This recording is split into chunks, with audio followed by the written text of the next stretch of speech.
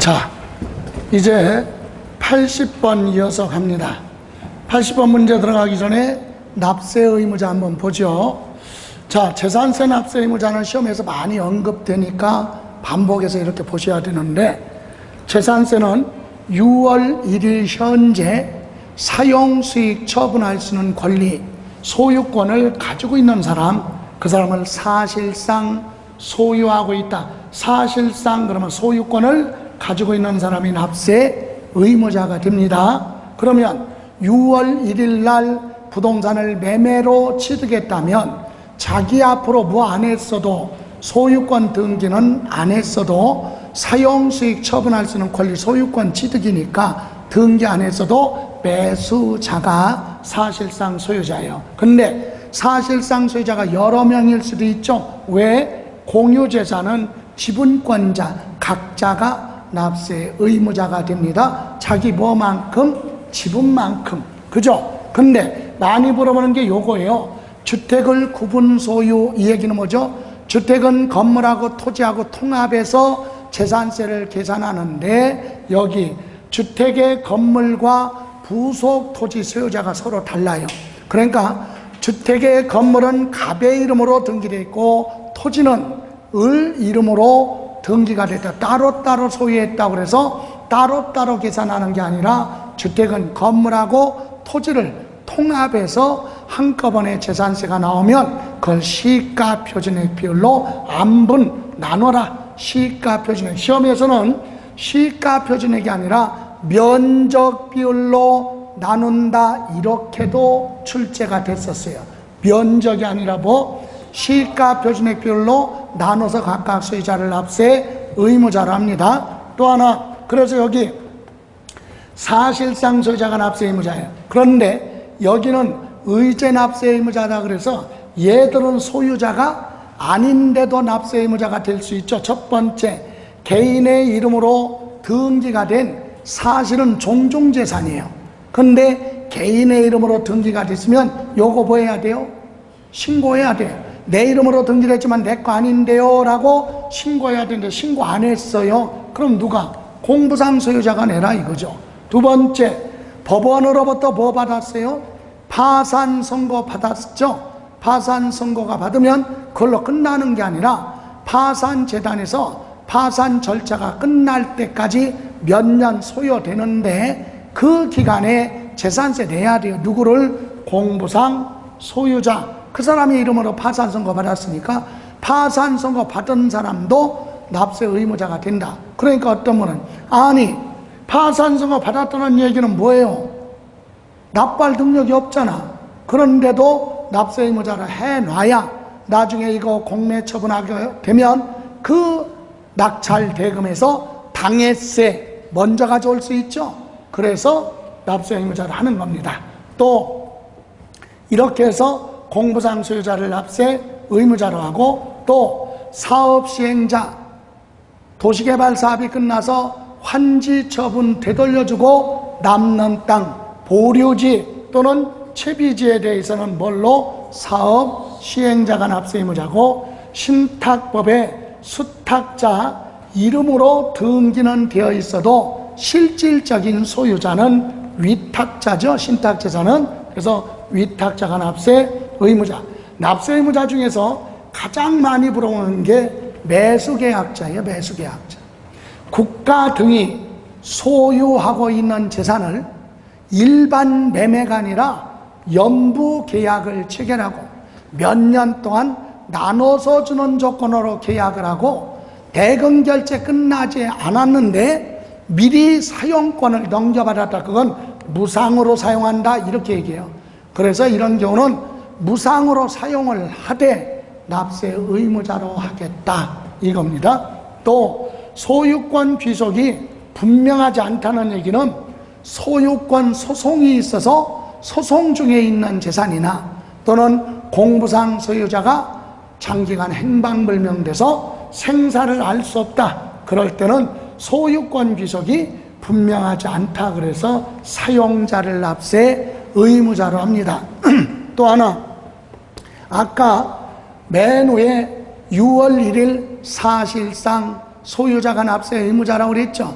이때 사실상 소유자는 요거 1번 과세 기준일 6월 1일 잔금을 지급했으면 취득이죠. 이때 자기 앞으로 뭐 안 했어도 등기 안 했어도 매수자, 이 사람이 사실상 소유자, 납세 의무자. 그래서 6월 1일 취득하면 그 사람이 납세 의무자가 되고요. 또 여기 아까 신탁재산은 누가 납세 의무자죠?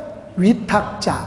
그죠? 근데 위탁자가 재산세를 체납했어요. 안 내죠? 그러면 신탁재산의 위탁자가 재산세 등을 체납하는 경우로서 위탁자의 다른 재산에 대해서 체납 처분을 하여도 압류 등을 하여도 걷어갈 세금보다 적다. 그럴 때는 신탁재산을 가지고 있는 누구? 수탁자가 그 재산으로 위탁자가 못 낸 재산세를 대신 납부할 수 있다 이겁니다. 요 부분은 요 부분은 다시 요걸 물적납세 의무라고 그래서 요 2번은요 종합부동산세도 그대로 물어볼 수 있죠. 재산세 종부세가 똑같아요. 신탁재산에 대해서 위탁자가 재산세나 종부세를 납부하지 않고 압류할 재산이 없다. 그럴 때는 수탁자가 가지고 있는 재산으로 위탁자의 재산세가 됐던 종부세가 됐던 납부할 의무가 있다. 그죠? 예. 그러면 문제 보죠. 자, 이번에는 80번 납세 의무. 과세 기준일 현재 재산을 사실상 소유한 자가 납세 의무가 있다. 맞죠? 사실상 소유자. 채무자 회생 및 파산에 관한 법률에 파산 선고 받은 후에 파산이 종결돼서 결정될 때까지 파산재단에서 관리하는데 그 재산은 누가? 공부상 소유자. 파산 선고 받은 공부상 소유자가 납세 의무자로 합니다. 맞아요. 공유재산, 공동소유재산은 그 지분에 해당하는 부분에 대해서 지분권자를 납세 의무자로 합니다. 다만 이때 지분 표시가 없다면 균등한 걸로 보는 거죠. 다음 4번 신탁재산의 위탁자가 지금까지 재산세나 가산금, 체납처분, 지금 가산금은 없어졌지만 작년까지는 있었잖아요. 그래서 납부하지 않은 가산금이나 체납처분비를 체납한 경우는 위탁자의 다른 재산의 체납처분, 압류 등을 하여도 걷어갈 금액에 미치지 못할 때는 해당 신탁재산의 수탁자는 그 신탁재산으로 위탁자의 재산세 등을 납부할 의무가 있다. 물적납세 의무자 이렇게도 얘기합니다. 맞아요. 5번은 국가와 건축물을 연부로 계약 체결하고 사용권을 무상으로 부여받은 경우 당해 건축물은 국가가 소유하고 있을지라도 매수 계약자가 납세 의무자가 되는 거예요. 근데 매수자는 납부할 의무가 없다. 틀렸죠? 국가가 소유자로 되어 있어도 연부 계약을 체결한 매수 계약자가 무상으로 사용하고 있기 때문에 납세 의무가 있다. 그래서 국가 소유지만 매수 계약자를 재산세 납세 의무자로 합니다. 이렇게 해서 5번이 틀렸습니다. 그렇다면 81번도 볼까요? 틀린 건 납세 의무자. 공부상 소유자가 매매 등의 사유로 소유권의 변동이 있는데 뭐 안 했어요? 신고를 안 해서 사실상 소유자 모르잖아요? 그럼 누구? 공부상 소유자가 납부할 의무가 있다. 맞아요. 자, 소유권에 변동이 있다고 뭐를 하면? 신고를 하면 사실상 소유자가 납세 의무자고, 뭐를 하지 않으면, 신고하지 않으면 공부상 소유자가 납세 의무자가 되는 거죠. 다음, 참고로 이때 언제까지 신고해야 돼요? 과세 기준일로부터 며칠 이내, 15일 이내 신고하도록 되어 있죠. 예, 각종 변동 사유 신고는 과세 기준일로부터 15일 이내 시장 군수한테 신고를 해야 된다. 다음, 상속이 개시된 재산으로 상속 등기도 없어요. 그럼 사실상 소유자가 누구라고 신고해야 되는데 무엇도 없어요? 신고. 등기도 안 했고 소유자 무엇도 없어요? 신고도 없으면 민법상 지분이 가장 높은 주된 상속자 또는 민법상 지분이 가장 무한 자, 높은 자, 이 사람을 납세 의무자로 한다. 그죠? 그래서 주된 상속자도 신고해야 돼요. 언제? 과세 기준일로부터 15일 이내. 다음, 과세 기준일 현재 소유권 귀속이 분명하지 않다. 어떨 때 소송 중에 있거나 공부상 소유자가 행방불명돼서 생사를 알 수가 없어요. 그래서 사실상 소유자 확인할 수 없으니까 그때는 공부상이 아니라 사용자. 그래서 틀렸다. 공부상 소유자가 아니라 현재 사용 수익하고 있는 사용자를 납세 의무자로 하고, 또 4번은 공부상 개인의 이름으로 등기된 종중재산 신고해야 돼요. 과세 기준일로부터 15일 이내. 근데 종중재산이라고 신고를 안 하면 공부상 소유자가 납세 의무자가 됩니다. 맞고, 신탁법에 수탁자 이름으로 등기된 신탁재산은 누가? 위탁자가 납세 의무가 있다. 이렇게 해서 틀린 건 몇 번? 3번. 됐어요? 자, 그럼 82번 답을 찾아보세요. 82번.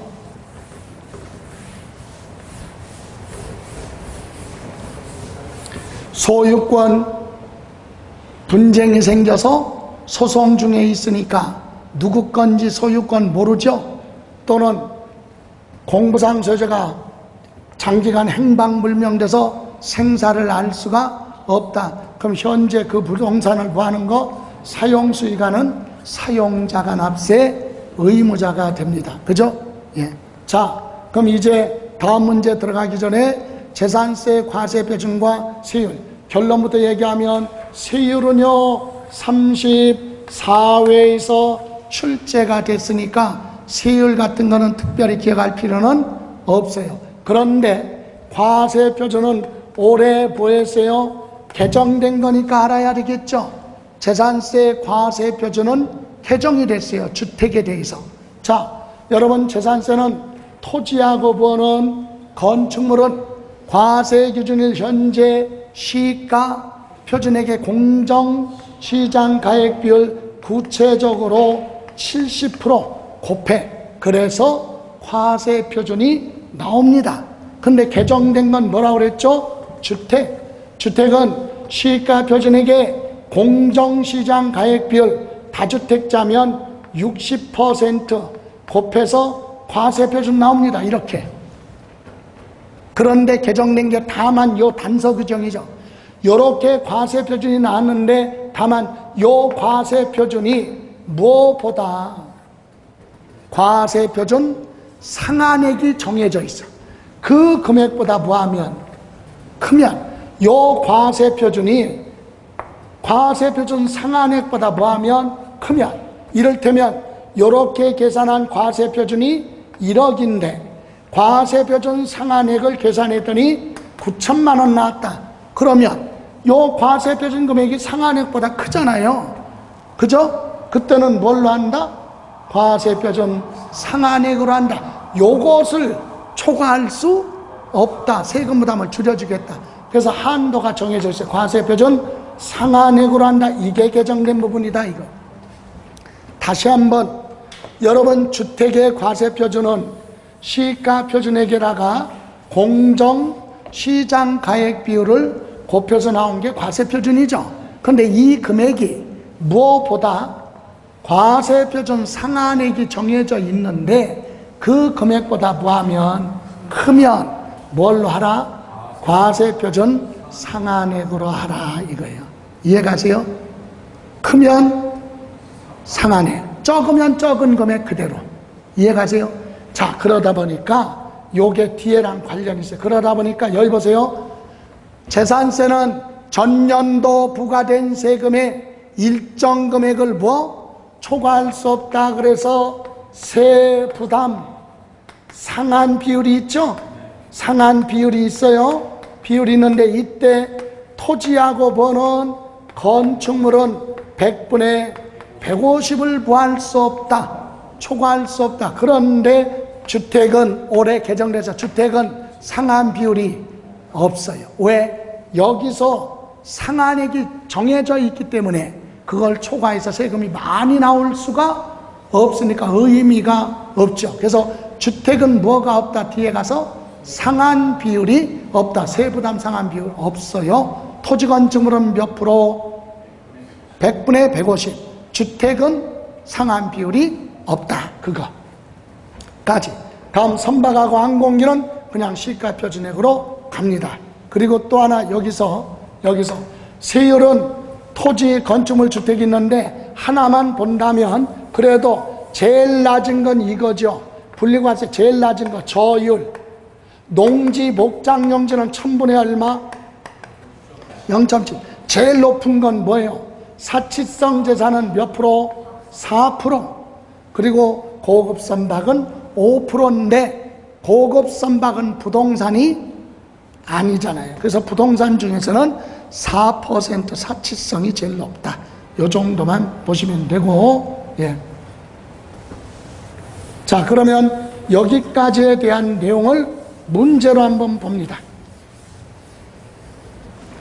자, 지방세법 83번 재산세 과세표준 설명 틀린 거. 토지에 대한 재산세 과세표준은 시가 표준액의 공정 시장 가액 비율 몇 프로죠? 70% 곱하여 산정한다. 맞아요. 주택은요 1세대 1주택이냐 아니냐에 따라 공정시장 가액 비율이 달라. 여러분 공정시장 가액 비율 참고로 1세대 1주택은요 43%, 44% 가격에 따라 45% 이렇게 되어 있는데 이걸 암기하라는 게 아니라 1세대 1주택이 아니면 그냥 몇 프로다? 60%다. 이렇게만 기억하시면 돼요. 공정시장 가액 비율. 자, 그래서 주택은 재산세 주택의 과세 표준은 과세 기준일 현재 시가 표준액의 공정시장 가액 비율 60%를 곱한 금액으로 한다. 여기까지 해도 맞아요. 그런데 단서조항, 다만 그 금액이 과세 표준 무엇보다 상한액보다 뭐하면 적으면 과세 표준 상한액으로 한다. 틀렸죠? 상한액보다 뭐하면 크면 큰 걸로 가면 안 돼. 적은 걸로 가야 되니까. 그래서 그때는 적은 경우가 아니라 큰 경우는 과세 표준 상한액으로 한다. 이렇게 가야죠? 틀렸어요. 건축물에 대한 과세 표준은 시가 표준액의 공정시장 가액 비율 70% 곱한다. 맞고, 선박하고 항공기는 시가 표준액 그대로 갑니다. 다음, 부동산에 대한 재산세 과세 표준은 개인, 법인 다 포함하고 거주자, 비거주자 모두 과세 기준일 현재 부동산은 시가 표준액의 공정 시장 가액 비율을 곱한 금액으로 합니다. 맞죠? 예, 개인, 법인 다 똑같아. 이렇게 해서 틀린 건 2번에서 틀렸습니다. 그럼 세율은 작년에 출제가 됐다 그랬지만 기본적으로 요거 정도만 84번 표준세율에 관한 내용 틀린 거. 고급주택 재산세는요 고급주택 개념이 없어요. 그냥 주택이야. 주택은 1세대 1주택이란 말이 없으면 1000분의 1부터 1000분의 4까지 누진세율로 되어 있습니다. 다음, 영업용 건축물은 1000분의 2.5, 0.25 맞고, 회원제 골프장 하면 사치성이니까 1000분의 40, 시상 주거지역의 공장은 요거의 2배예요. 2배. 1000분의 얼마? 5. 맞죠? 1000분의 2.5의 2배. 1000분의 5. 다음, 대돈실신의 신설 증설한 공장 건축물에 대해서는 표준 세율이 요거죠. 1000분의 2.5를 다른 말로 표준 세율 건축물. 여기에 몇 배? 5배. 몇 년 동안? 5년 동안 중과세 하니까 5년간 그런 말이 없어도 5배다 그러면 맞습니다. 과밀억제권 영안에 또는 대도시 내 공장을 신설 증설했을 때 이렇게 해서 틀린 건 몇 번? 1번이에요. 다음 85. 재산세 세율. 주택은요 과세 기준일 현재 주택수에 따라서 다주택과 1세대 1주택으로 구분을 하여 초과 누진세율 적용한다. 맞죠? 누진세율. 여기서 잠깐 1세대 1주택은 1000분의 얼마, 다주택 있죠? 다주택은 여러 개 가지고 있죠? 1000분의 얼마 1부터 1000분의 얼마 4까지 이렇게 누진세율이에요. 근데 1세대 무슨 주택? 1주택은 0.5가 적어. 요거에 0.5가 적어요. 그래서 구체적으로 얘기하면 1000분의 0.5부터 1000분의 얼마 4가 아니라 3.5 이렇게 되어 있어요. 그러니까 이 세율까지 기억할 건 아니고 다주택과 1세대 1주택자는 누진세율이지만 세율이 차이가 있다. 그죠? 1세대 1주택은 세금 부담이 적어요. 0.5가. 그래서 맞고. 주택에 대한 재산세는 시군구 관할구역에 소재하는 주택을 모두 합산하여 누진세율 적용한다. 틀렸죠. 재산세는 물세예요. 물세, 물건. 그래서 모두 합산하는 게 아니라 각각의 주택이에요. 그죠? 각각 주택. A주택, B주택 합치는 거 아니에요. 다만 주택은 건물하고 뭐하고 토지하고 통합해서 과세하는 거지 주택이 여러 개 있다고 합치는 거 아니다. 주택마다 각각. 다음, 주택을 2사람 이상이 공동으로 소유하거나 토지와 건물 소유자가 서로 달라도 재산세는 어때요? 주택은 건물하고 토지를 합산한 과세 표준에다가 세율을 적용한다. 맞죠?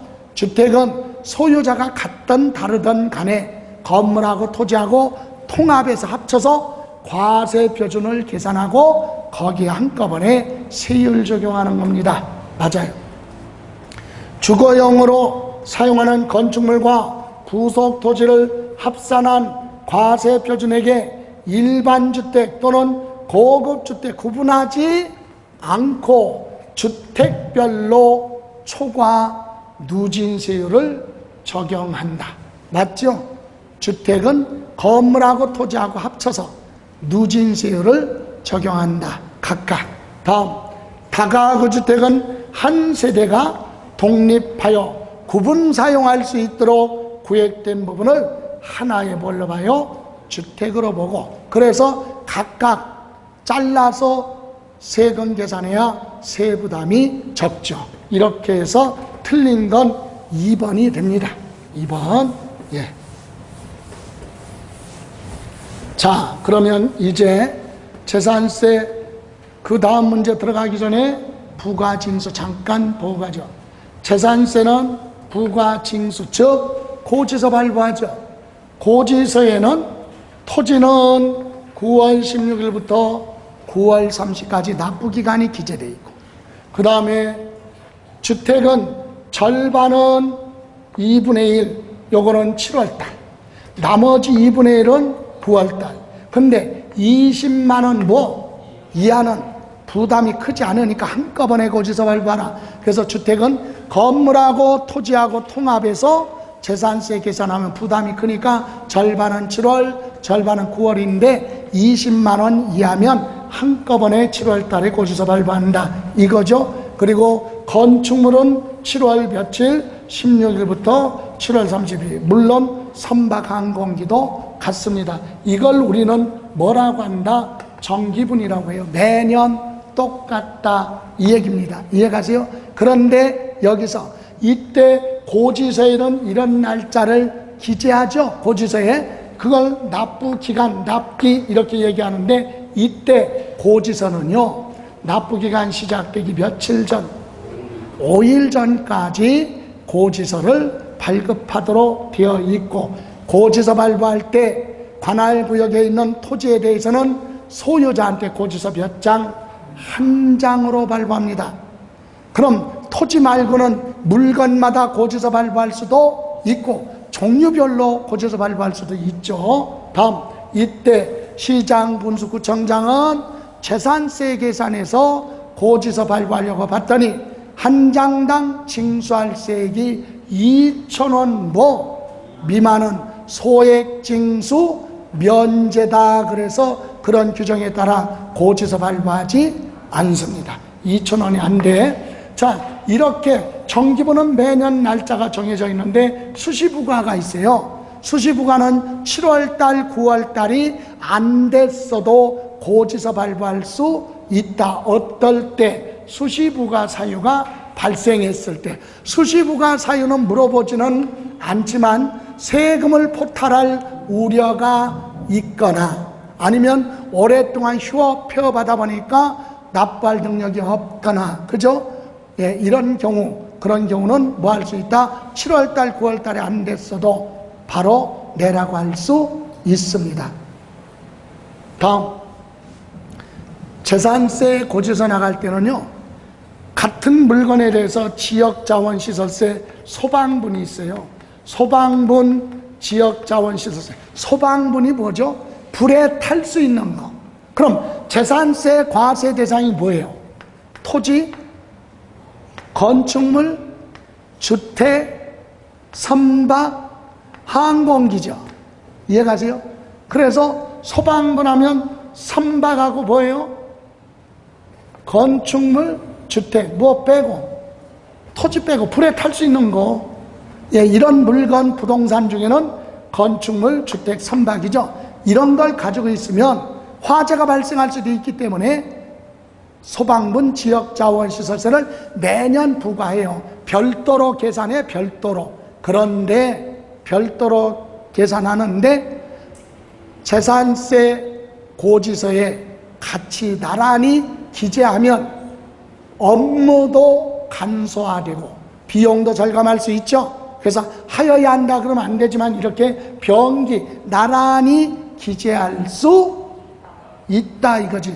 병기 한다 그러면 안 되는 거예요. 임의 규정이지 강행 규정이 아니다.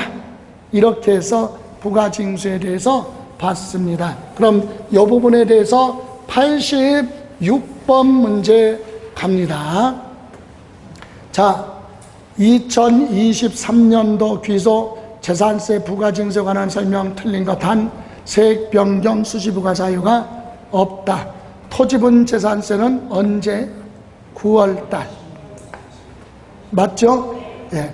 다음, 건축물에 대한 재산세는 납기는 7월 16일부터 7월 31일까지다. 맞아요? 건축물. 맞죠? 예.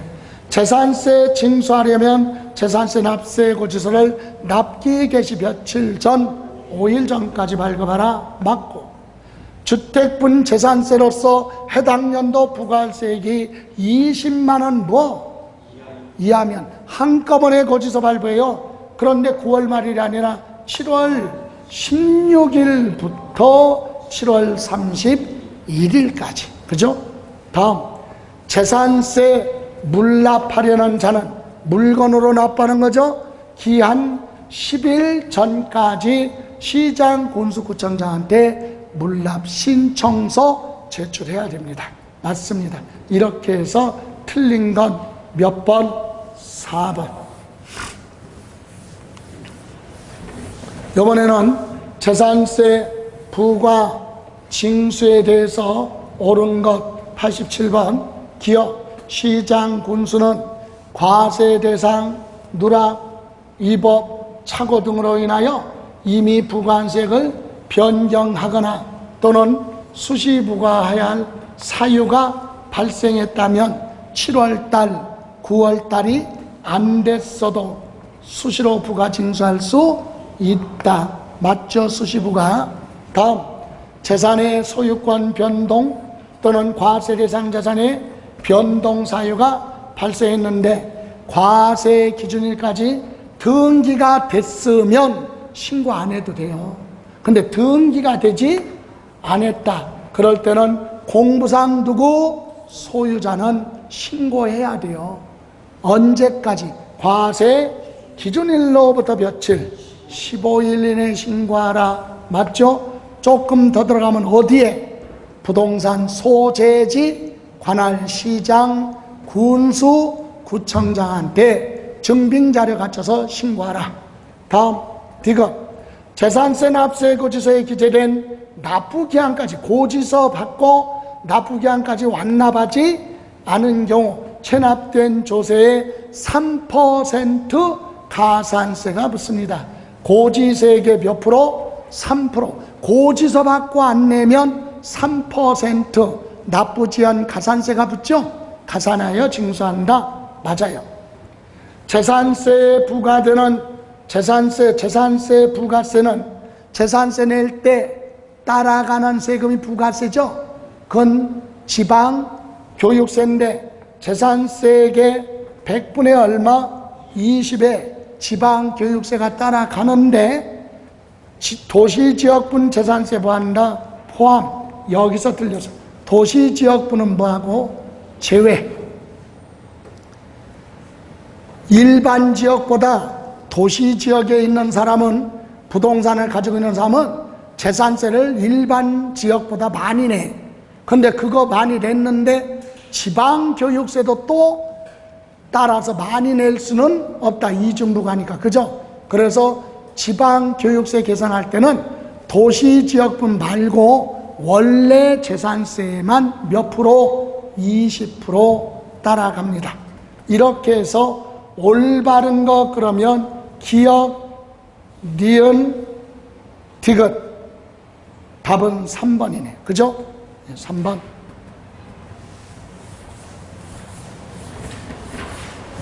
자, 이번에는 88번 문제 봅니다.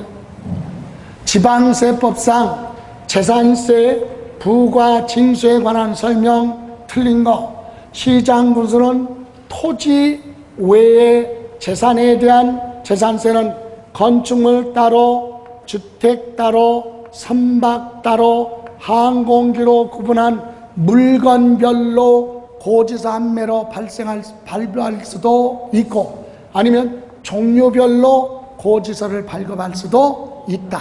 맞죠? 근데 토지는 한 장. 근데 건축물 같은 경우는 건축물마다 고지서 발부할 수도 있고, 묶어서 고지서 한 장. 맞습니다. 시장군수는 납세 고지서에 과세대 증가세액을 기재하여 늦어도 납기 개시 며칠 전이에요? 5일 전. 틀렸어요. 10일 전이 아니라 5일 전까지 고지서 발부. 고지서 한 장당 재산세 징수할 세액이 2,000원 미만은 징수하지 않는다. 맞죠? 소액 징수 변제. 해당 자산에 대한 재산세 산출세액이 전년도 해당 재산에 대한 재산세 상당액의 100분의 얼마? 150을 부하면, 초과하여 징수할 수 없다는 얘기는 세부담 상한이 100분의 150까지다 이거죠. 다만 주택은 뭐한다? 제외. 맞아요. 주택은 없어. 많이 안 나오니까 나오는 대로 내라 이거죠. 그래도 100분의 150을 초과하지 않으니까. 다음 5번 지방자치단체장은 요건을 충족한 1세대 1주택 재산세 납부 유예를 납부기한 만료 3일 전까지 뭐를 하면 신청을 하는 경우는 허가할 수 있다. 여러분 1세대 1주택자로서 요건을 충족 그랬죠. 60세 이상인 자가 소득이 없어요. 많지 않아 일정 금액 초과하잖아요. 총 수익 금액이 종합소득 7천만 원, 6천만 원 초과하지 않아요. 그리고 재산세 100만 원 뭐 초과할 때 납부유예 신청을 하면 납부를 사망할 때까지 미뤄줄 수 있는데 만료 3일 전까지 신청서 제출하고 담보 제공하라 이렇게 되어 있죠. 그래서 3일 전까지 신청하는 경우 허가할 수 있다. 이때 담보를 제공하라 맞습니다. 이렇게 해서 여러분 이 지문에 틀린 건 몇 번? 2번이고 참고로 요거 5번 있죠? 요 5번 지문은 출제될 확률은 떨어져요. 왜? 작년에 개정돼서 작년에 종부세에서 2개의 지문으로 물어봤어요. 이렇게 물어봤어요. 작년에 1세대 1주택자가 아닌 자는 납부유예 신청할 수 없다 이렇게 나왔어요. 맞아 틀려? 1세대 1주택자가 아닌 자는, 그러니까 2주택 3주택 가지고 있는 사람은 납부유예 신청할 수 없다. 맞잖아요. 1세대 1주택자만이니까. 그죠? 또 하나, 납부유예 했는데 그 재산에 대해서 담보 물건을 타인에게 뭐 했어요? 양도를 하거나 증여해서 없어졌잖아요. 그럴 때는 납부유예를 취소하여야 한다. 이렇게 맞는 지문으로 나왔기 때문에 35회 시험에서 출제될 확률은 낮아. 참고로 그러나 요거 5번 지문 빼놓고 나머지는 기억을 필수로 해야 될 부분이죠. 예. 다음 89번 들어가기 전에 재산세의 납세자 편의제도에 대해서 봅니다. 재산세만큼은 납부유예 편의제도가 있어요. 납세자한테 편리를 주는 거, 뭐 그게 편의제도인데, 돈으로 못 내면 물건으로 내라 물납도 있고, 한꺼번에 못 내면 나눠내라 분할납부도 있고, 죽을 때까지 못 내겠다 미뤄달라 납부유예도 있다. 그죠? 그럼 물납은 납부할 세액이 얼마? 1,000만 원 초과해야 돼. 1,000만 원 초과. 그리고 납부기한 며칠 전, 10일 전까지 신청서 제출해야 돼요. 왜? 물납은 물건을 보고 허가할 수도 있고 안 할 수도 있어요. 그래서 신청받은 날로부터 시장군수는요 5일 이내 허가 여부를 결정을 해서 서면으로 통지하도록 되어 있습니다. 그래서 5일 이내 결정하라 이거죠. 그런데 이때 물납하는 물건은 정해져 있어요. 어디에 있는 거? 관할구역 안에 있는 부동산에 한해서만 물납할 수 있다. 이때 물납할 때 이 부동산의 가격은 얼마로 계산하느냐? 과세 기준일 현재 시가로 계산한다. 계산해서 세금 낼 거 빼고 나머지는 준다. 그죠? 예. 그럼 분할납부는 올해 개정됐죠? 분할납부 납부할 세액이 얼마? 250만 원 초과하는 경우 한꺼번에 못 내니까 나눠낼 수 있죠. 이때는 납부 기한까지 신청서만 제출하면 돼요. 왜? 허가사항이 아니기 때문에. 그죠? 그런데 이때 납부기한 경과한 날로부터 작년까지는 2개월, 올해부터는 3개월 이내 분할 납부할 수 있다. 그럼 납부할 세액이 500만 원 이하면 250만 원 초과 금액을 분납기간에 내라 이겁니다. 이를테면 300만 원이다 납부할 세액이. 그럼 250만 원은 납부기간에 납부하고 초과 금액 50만 원만 분납할 수 있죠. 예, 500만 원 초과할 때는 100분의 50 이하. 그죠? 이때 재산세가 분할 납부되면은요, 재산세 낼 때 따라가는 뭐 지방 교육세도 분할 납부할 수 있다. 부가세는 아니지만 지역자원 시설세도 분할 납부돼요. 다음 시장군수는 불러가 통지받은 납세 의무자가 통지받은 날로부터 10일 이내 관할구역 안에 다른 부동산으로 물납 신청이 들어오면 변경을 해서 허가할 수 있다. 다음 3번 요건을 충족한 납세 의무자가 1세대 1주택 납부 유예를 납부기한 만료 3일 전까지 신청을 하면 허가할 수 있다. 이때 담보를 제공. 이렇게 해서 여러분 참고로 재산세는 물납 있죠. 종부세는 없는데 요 분할 납부는 요거만 틀리고 종부세도 똑같아요. 종합부동산세는 몇 개월? 6개월까지. 재산세는 3개월까지. 그거만 틀리고 신청 절차 다 똑같다. 그죠? 자, 그럼 문제 갑니다. 89. 다음은 재산세 물납에 대한 내용 틀린 거. 지방자치단체장은 재산세 납부할 세액이 얼마? 1,000만 원 초과하면 납세 의무자의 신청을 받아 허가할 수 있다. 맞죠? 2번 물납 허가하는 부동산은 물납하는 부동산의 가격은 과세 기준일 현재 시가로 계산합니다. 맞아요. 또 3번 물납하고자 하는 자는 행정안전부령이 정하는 서류를 갖춰서 늦어도 납부기한 며칠 전?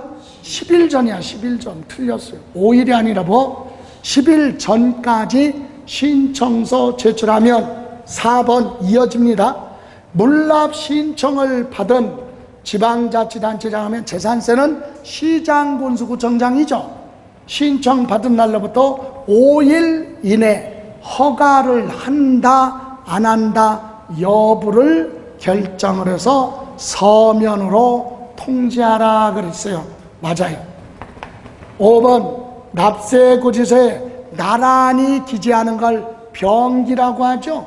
나란히 기재하는 걸 뭐라고요? 병기. 이렇게도 얘기하는데 기재하여 고지할 수 있는 지역자원시설세와 부가세, 재산세 낼 때 부수적으로 따라가는 지방교육세 등은 물납은 안 돼. 물납 안 되죠? 근데 뭐는 분할 납부는 돼요. 이렇게 해서 틀린 건 3번이 됩니다.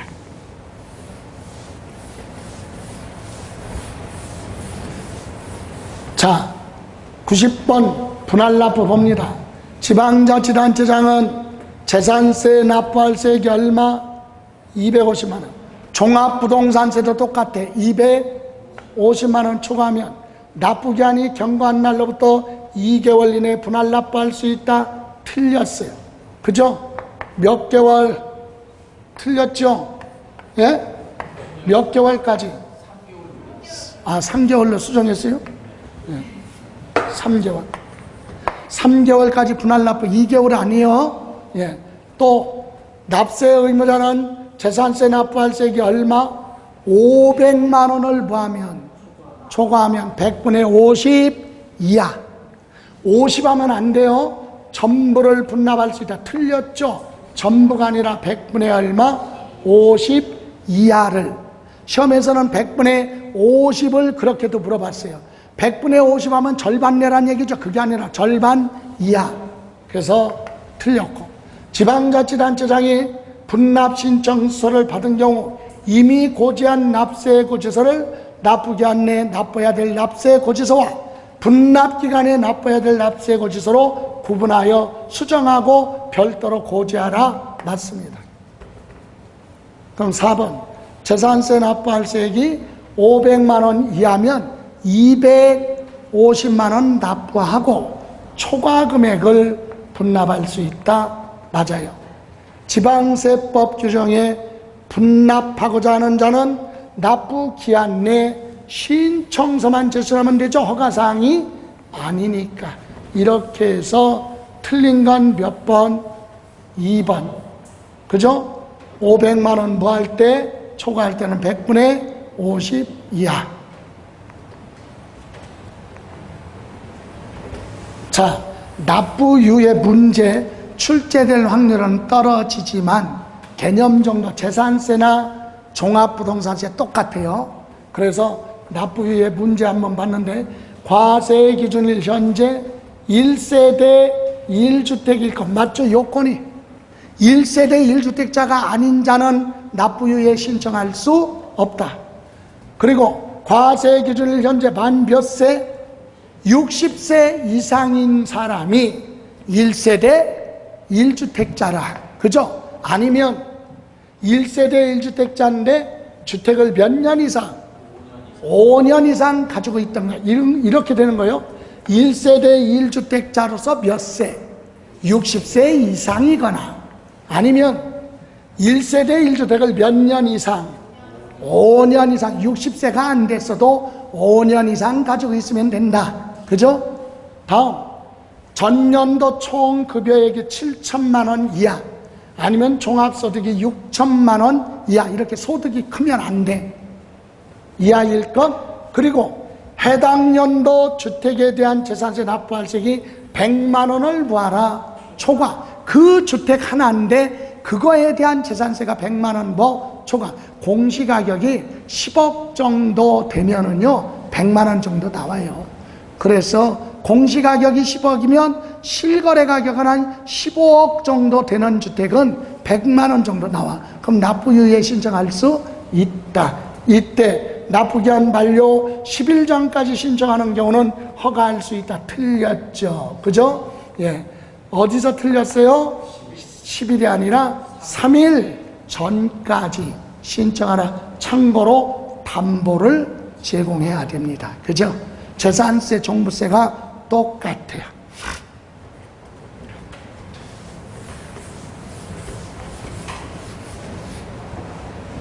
자, 이렇게 해서 이제 지방세법 됐고, 나머지 조세 총론 한번 볼까요? 자, 그냥 한번 읽고 가요. 목적세. 목적세는 5개죠.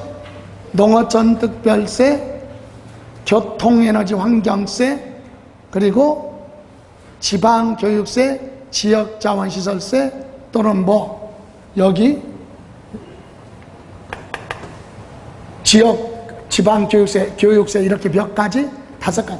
교육세는 국가가 걷어가는데 지방교육세 하면 지방자치단체가 걷어가는 목적세다. 목적세는 다른 목적에 사용할 수 없어요. 제목에 나왔죠? 여기 보세요.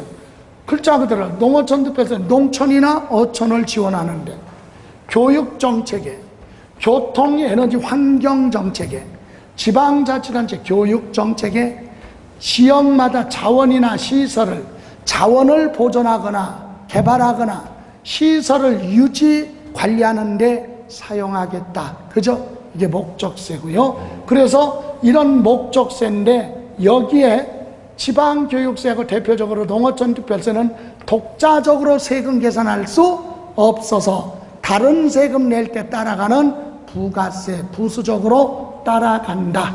그리고 2번, 부가세는 세율이 퍼센트가 중요한 게 아니라 취득세 낼 때 농어촌특별세, 지방교육세 따라갑니다.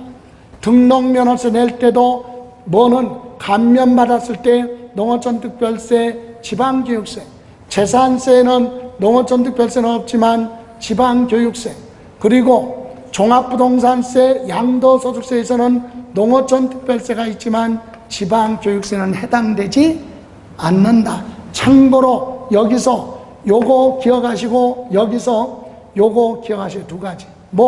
지방교육세는 취득할 때 따라가고 보유과정에는 재산세 낼 때 따라가죠. 근데 양도랑은 관련이 없다. 그리고 농어촌특별세는 취득할 때 취득세, 보유과정에 종부세, 양도과정에 양도세, 취득, 보유, 양도 다 관련이 있어요. 그죠? 참고로 인지세는 부동산 소유권 이전 등기할 때 사고, 팔고, 그죠? 예. 보유랑 관련이 없다. 또 하나, 요 소득세 있죠? 소득세는 국가가 걷어가는 세금, 지방자가 붙으면 지방자치단체 내는 세금을 지방소득세. 근데 이 소득세는요, 부동산 취득할 때는 소득이 발생 안 해. 부동산 취득할 때는 이익이 안 생겨요. 그럼 가지고 있을 때는 돈 버니까 임대소득, 팔았을 때는 종합소득이든 양도소득이든 소득이 발생. 그래서 소득세는 취득하고 관련이 없다는 거. 그죠? 다음. 용어.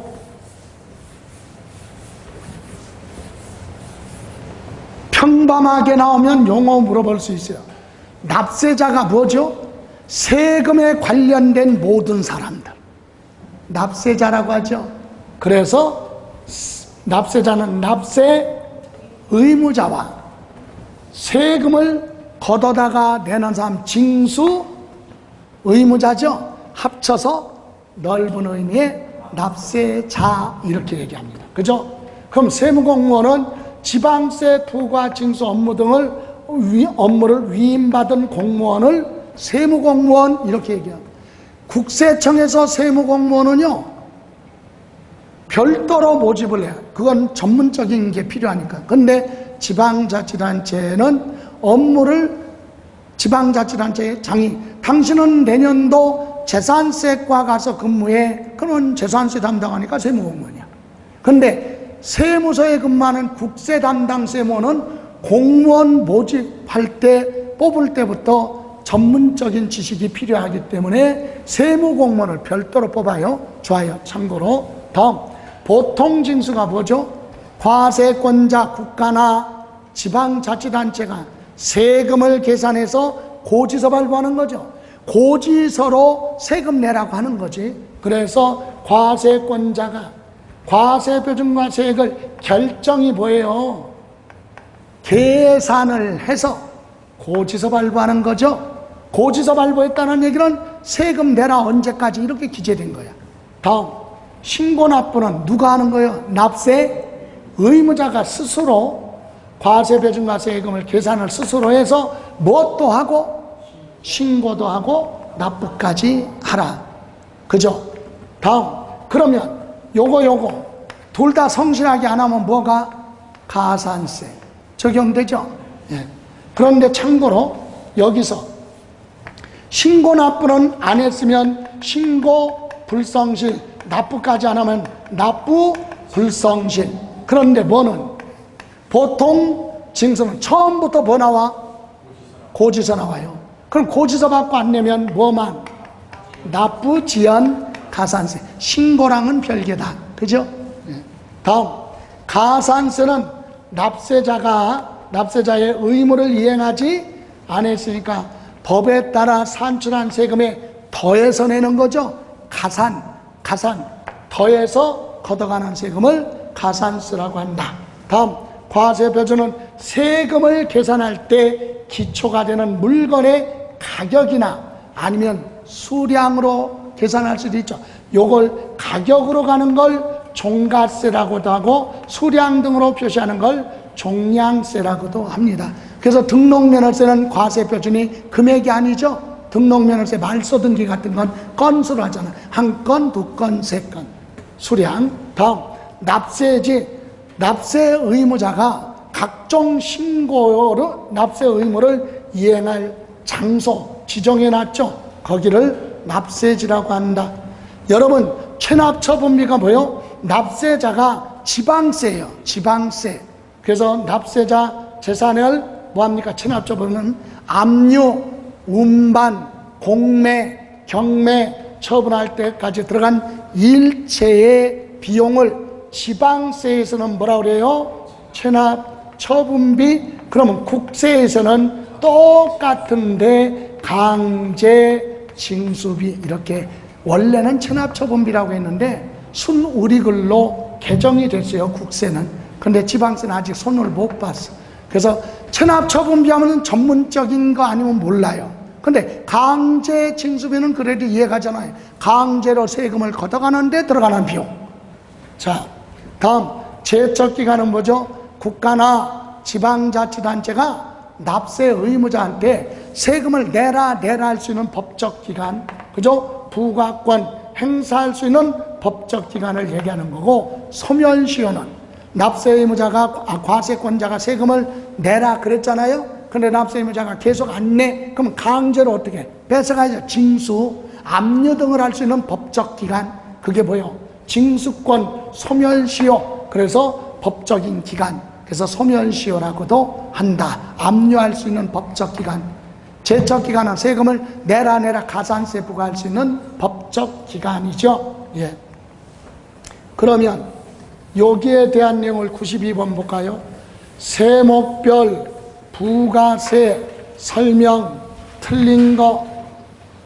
취득세 과세 표준에 2%를 적용하여 산출한 취득세의 100분의 10을 농어촌 특별세로 한다. 맞죠? 감면받은 건 20%, 납부할 세액에는 10%. 맞아요. 다음, 등록에 대한 등록면허세 납부할 세액의 100분의 20, 지방 교육세가 따라갑니다. 맞고, 3번, 재산세 납부할 세액의 100분의 20에 지방 교육세가 부과되는데 가로안 때문에 틀렸어요. 도시분, 도시지역분 재산세가 있으면 그건 뭐하고? 제외하고. 여기 보실래요? 요 지역이, 자, 도시지역이야. 아니, 도시지역이 아니라, 자, 만약에 강남구라고 했어. 강남구 안에 군데 무슨 지역? 도시지역이 있어. 그럼 도시지역에 부동산 가지고 있는 사람은 원래 재산세도 내고 별도로 도시개발 사업을 하는데 비용이 많이 들어가니까 부동산 소유자가 부담을 하라. 그래서 도시지역분 재산세 이렇게 해서 100만원, 예를 들어 요게 10만원이라고 해봐요. 그러면 고지서에 재산세 얼마로? 110만원 내라 이렇게 고지서 나오겠죠. 근데 도시지역이 아닌 지역에 부동산을 가지고 있는 사람은 원래 재산세 얼마? 100만원. 그럼 이렇게 고지서 나오는데 재산세 낼 때 따라가는 게 뭐라고요? 지방 교육세 20%, 20만원 붙죠. 그런데 여기는 도시지역 안에 부동산 소유자는 재산세라가 도시지역분을 별도로 해서 세금 많이 내는데 여기에 20% 하지 말고 이거 빼고 요거에 그냥 몇 프로? 20%를 더하라. 이해가세요? 그래서 재산세에 납부할 세액에 도시지역분이 있으면 그건 뭐하고? 제외하고 20%를 지방교육세를 합니다. 포함한다. 그게 아니라 제외하고. 다음, 종합부동산세 납부할 세액의 농어촌 특별세 따라가고, 양도소득세와 등록면허세는 취득세 감면세액이 있으면 100분의 얼마? 20. 농어촌 특별세가 부과된다. 그죠? 취득세 감면받았을 때, 등록면허세 감면받았을 때, 양도세 감면받았을 때는 20%야. 이해가세요? 자, 이렇게 해서 틀린 건 3번. 그러면 93번, 다음은 부동산 보유 단계에 과세될 수 있는 조세 틀린 거. 자, 농어촌 특별세는 3개 다 취득, 보유, 양도. 그죠? 그리고 지방소득세, 모든 소득세는요, 취득할 때는 소득이 없어, 안 생겨. 그럼 부동산 가지고 있을 때는 임대소득 보유, 양도할 때 양도소득. 그렇죠? 취득하고는 관련이 없다, 모든 소득세는. 다음, 지방교육세는 취득세 낼 때 따라가고 재산세 낼 때 따라가니까 취득하고 보유. 양도소득세는 당연히 양도.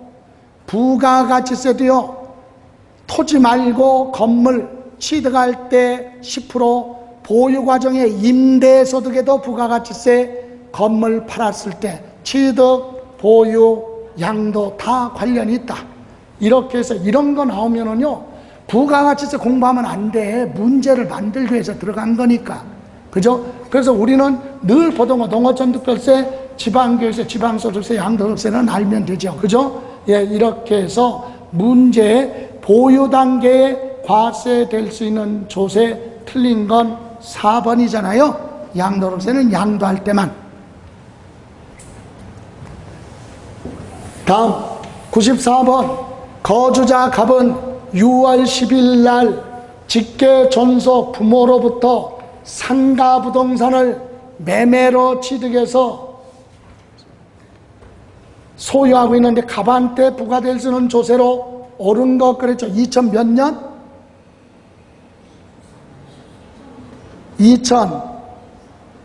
2023년이에요? 4년이죠? 예, 2024년도 누구? 갑에게 부과될 조세로 옳은 것, 매매대금 지급 사실을 입증하지 못하였으며, 여기 보세요. 부모 자식 간의 부동산 매매는 기본이 뭘로가? 증여. 근데 공매나 경매나 대금, 자금 출처 등이 명백하게 뭐가 입증되면 매매 거래로 인정이 되죠. 근데 지금 입증하지 못했으니까 뭐야? 증여. 그죠? 그리고 그 외의 요건은 모두 충족한 걸로 봐라. 자, 부모로부터 뭐 받았어요? 상가 부동산 받았으니까 뭐 내고? 취득세 내야죠. 등기할 때 취득세 내고 등기하는 겁니다. 그죠? 그럼 등록면허세는 관련이 없지. 옛날에 부동산 취득한 거 등기할 때는 등록면허세, 2011년 이후 취득해서 등기하는 건 취득세. 종합소득세, 여러분 상가 부동산 취득했죠. 증여받던 매매로 취득했던 가지고 있다가 임대사업을 하니까 소득이 발생하죠. 종합소득세 내야지. 그리고 취득세 낼 때 농어촌 특별세 따라가고, 이제 핵심이 이거예요. 부모 자식 간의 매매는 기본이 뭐?